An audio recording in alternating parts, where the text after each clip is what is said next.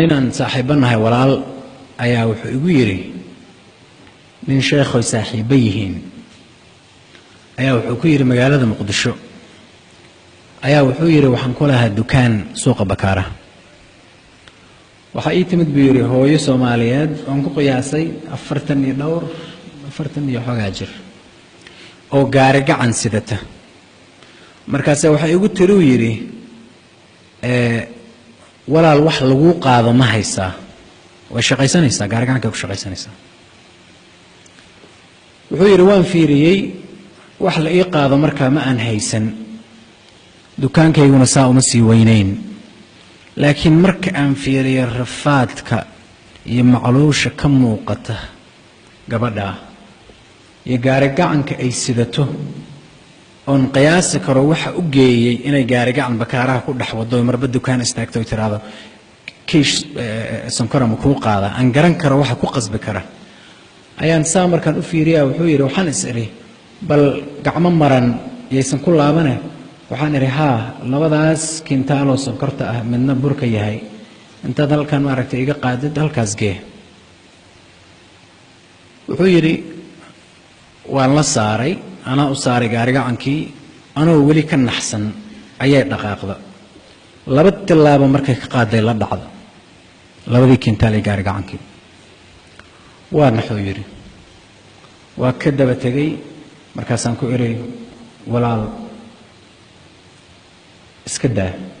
maya dhib malaha walaal waa xoogaa waa yara ma aragtay waxban meelo kale ka fakarayay dhib malaha waa la saarayeen mar labaad dukaankan ku soo laabtay kursi kan oo kale ku fariistay halkaas oo kale laba tilaabo kale markay qaaday hadan la dhacdo markaasaan ka daba tago waxaan ku iray walaalay ummadda nabi maxamed hadaad ka mid tahay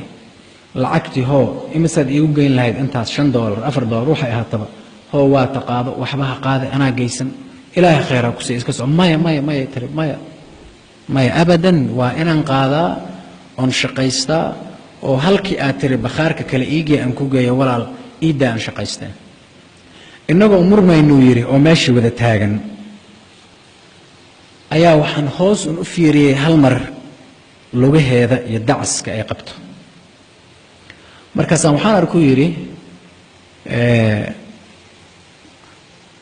dheecaan dhiig u eg oo lugaheeda ka tafqaayo markaas waxaan ku yiri walaal maxaa dhacay dhiigu waa maxay waxa lugaha ka tafqaayo waa 2008 waa Muqdisho waa suuqa Bakaara waxa igu tiri yiri hadal wadnaha kala jaray ilaa maantana aan wali ka bogsan waxa igu tiri yiri intay xishootay oo xijaabka indhaha saaratay ay si tartiib waxa igu tiri adeer xalan umula waxaan shaqaysanayo waa caanihii ilmihii aan xalay umulay aan siin lahaa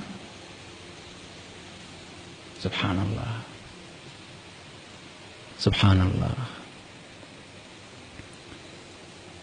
markaas adduun kale iyo siyaasad iyo ra'iisul wasaare iyo madaxweyne iyo maamul goboleed iyo makhaayado iyo guryo aan har iyo habeen isku dilnaa waxay tiri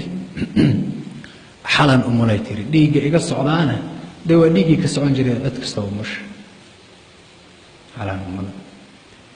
ilmihii aan xalay umulay caanahan siisan lahaa ayaan gaari gacankaas u wataa qorraxdaas iyo ciridaas aan suuqa Bakaaraha wala dhex wareegay